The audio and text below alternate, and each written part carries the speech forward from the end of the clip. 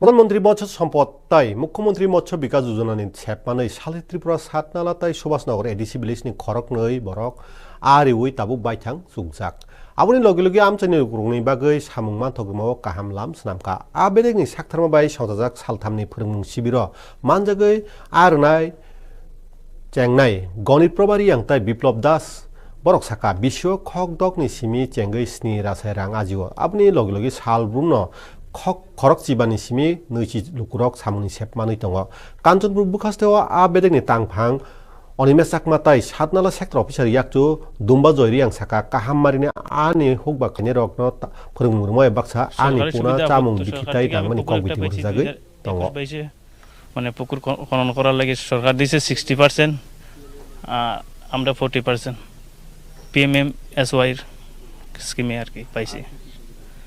আর সুবিধা পোনা পাইছি, খাওয়ান পাইছি, এরকম পাইছি, আর ওই রকম পাইছি, পোনা খাওয়ান পাইছি। এবং স্যার তারা আমার ইয়ে দিছে আর কি, স্যার তারা ট্রেনিং করাইছে, ট্রেনিংয়ের মাধ্যমে অনেকটা শিখতে পারছি। উনি 2020-21 অর্থ বছর থেকে মাছ চাষ শুরু করেছেন, কিন্তু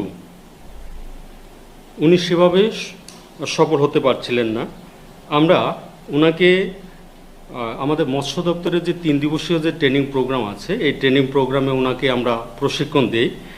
তার পরবর্তীতে 2021-22 অর্থ বছরে ওনাকে আমরা একটা প্রধানমন্ত্রী মৎস্য সম্পদ যোজনায় একটা নতুন পুকুর খনন করার জন্য সুবিধাভোগী নির্বাচন করি। এই বাবদে ওনাকে আমরা 1,34,400 টাকা আর্থিকভাবে সাহায্য করেছি।